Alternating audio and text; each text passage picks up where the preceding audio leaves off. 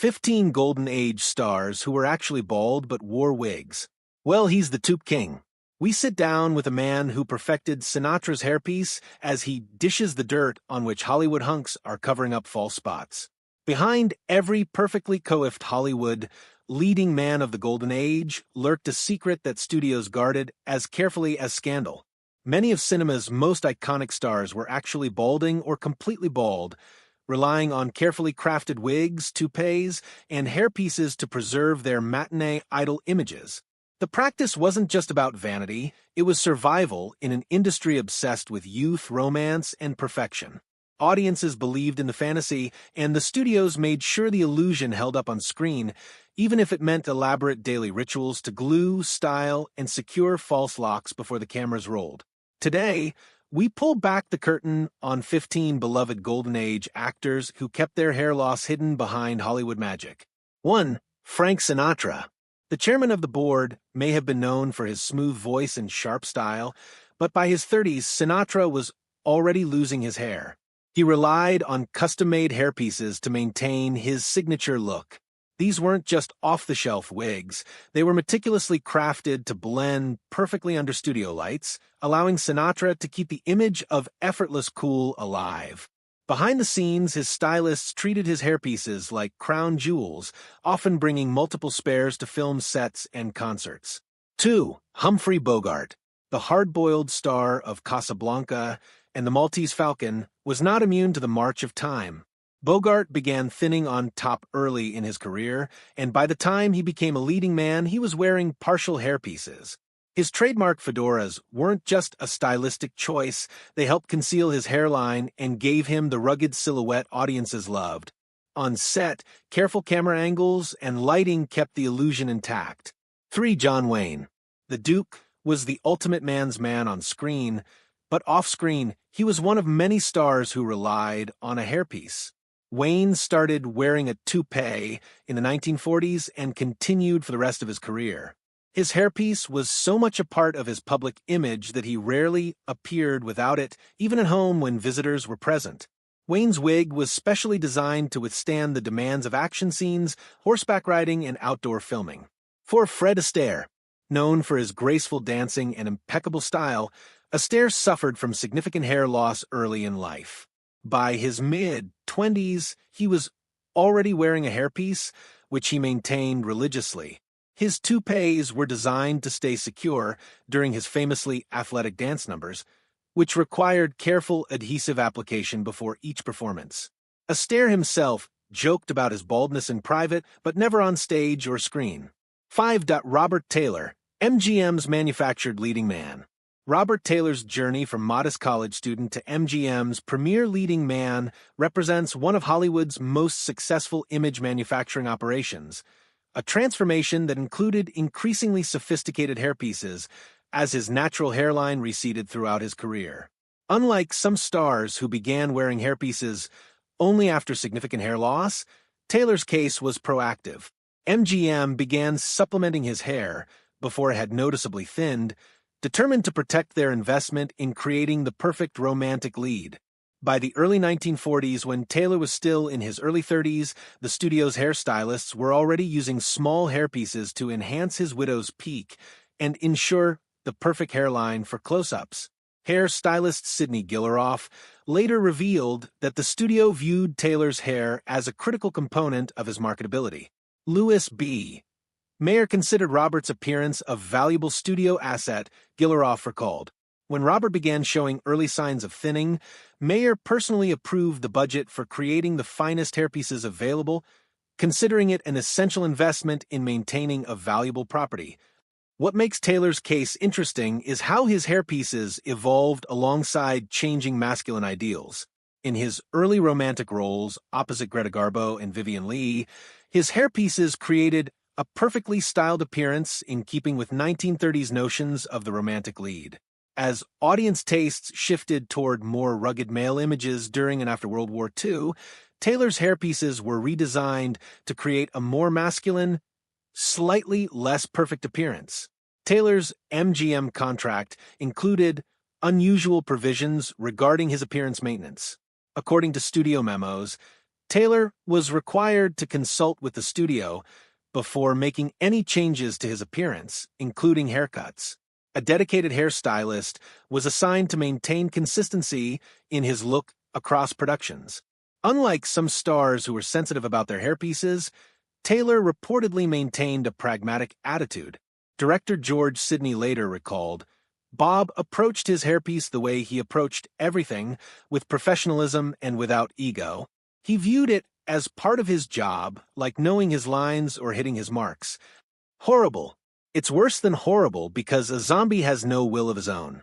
You see them sometimes walking around blindly with dead eyes, following orders, not knowing what they do, not caring. You mean like Democrats? Horrible.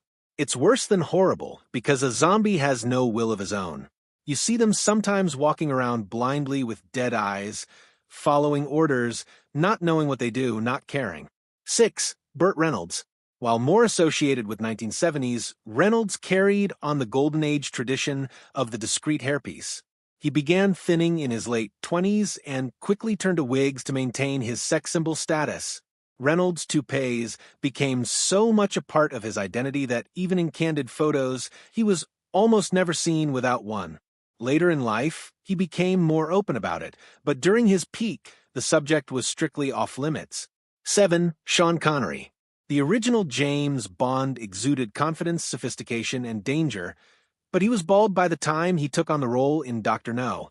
Connery wore a carefully tailored toupee in all his Bond films, designed to withstand fight scenes, underwater sequences, and close-up shots. In public, he embraced his baldness in later years, but in the 1960s, studio pressure kept him covered. 8. Anthony Quinn. The rugged, versatile actor of Zorba the Greek fame began losing his hair early and relied on hairpieces for many roles. His wigs were often styled to fit the cultural background of his characters, from Greek fishermen to Mexican revolutionaries. Off-screen, Quinn alternated between wearing his hairpiece and going bareheaded, depending on the occasion. 9. Cary Grant. Grant's suave appearance and perfect grooming made him one of Hollywood's most enduring style icons. Yet by the 1950s, he was using subtle hairpieces to maintain his youthful look. His were among the most natural-looking in Hollywood, blending seamlessly thanks to top-tier craftsmanship and Grant's own meticulous grooming habits. 10. James Stewart. Known for his everyman charm and sincere performances, Stewart began wearing a hairpiece in middle age. His stylists crafted pieces that matched his wholesome all-American image, never too thick or unnatural. Stewart reportedly felt more comfortable in his wigs than without, as they had become part of his on-screen persona. 11. Yul Brynner. In a twist, Brynner, famous for his completely bald look in The King and I, actually wore wigs for some roles earlier in his career. Though he eventually embraced his baldness and made it a trademark, studio executives initially insisted he wear hairpieces to fit certain roles. Brynner later refused, proving that bald could be beautiful on the big screen. 12. Bob Hope, the comic who kept his topper under wraps. Bob Hope's 6-decade career as a comedian, actor, and USO entertainer made him one of America's most beloved figures. A national institution whose distinctive profile, ski-jump nose, and seemingly ageless appearance became instantly recognizable to generations of fans. What most of those fans never realized was that Hope's familiar appearance included a hairpiece from relatively early in his Hollywood career. Hope began wearing hairpieces in the early 1940s when he was in his late 30s and had already established himself as a radio star and rising film comedian. Unlike dramatic actors whose hairpieces were designed to maintain romantic appeal, Hope's situation presented unique requirements. His hairpiece needed to withstand the physical comedy and rapid movements that characterized his performances. What makes Hope's case particularly interesting is how his hairpiece occasionally became part of his comedic toolkit. In private performances for military troops, though never in his public broadcasts or films, Hope would occasionally incorporate his hairpiece into his routine, sometimes adjusting it deliberately to get laughs during moments when he pretended to be flustered or surprised. Makeup artist Wally Westmore later revealed, Bob approached his hairpiece differently than most stars. While others treated theirs as a closely guarded secret, Bob saw his as occasionally useful for comedy, though only in certain settings and always on his terms. What distinguished Hope's hairpiece from many contemporaries was its remarkable consistency over decades.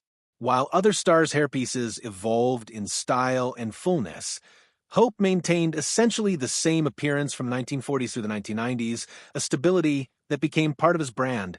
Hope's longtime personal hairstylist, Harry Gilbart, maintained a collection of identical hairpieces that were rotated and replaced as they showed wear. Bob's image was so established that any noticeable change would have been jarring to audiences. Gilbart explained, "We created a system where his appearance remained consistent regardless of whether he was filming a movie, doing a television special, or entertaining troops overseas." As Hope aged into his 80s and 90s, his hairpiece became somewhat more noticeable, particularly during his later television specials. Yet, even then, the viewing public largely accepted his unchanging appearance as simply part of the Bob Hope persona they had welcomed into their living rooms for generations. 13. Danny Kaye. The comedic genius with the elastic face and boundless energy also faced hair loss. Kaye's hairpieces were crafted to allow for his broad range of expressions and physical comedy, staying secure through dance routines, pratfalls, and fast-paced musical numbers. Offstage, he often preferred hats to wigs. 14. William Shatner. Before Star Trek made him a household name, Shatner began losing his hair in his 20s. His hairpieces were so natural-looking that many fans didn't realize he wore one until much later.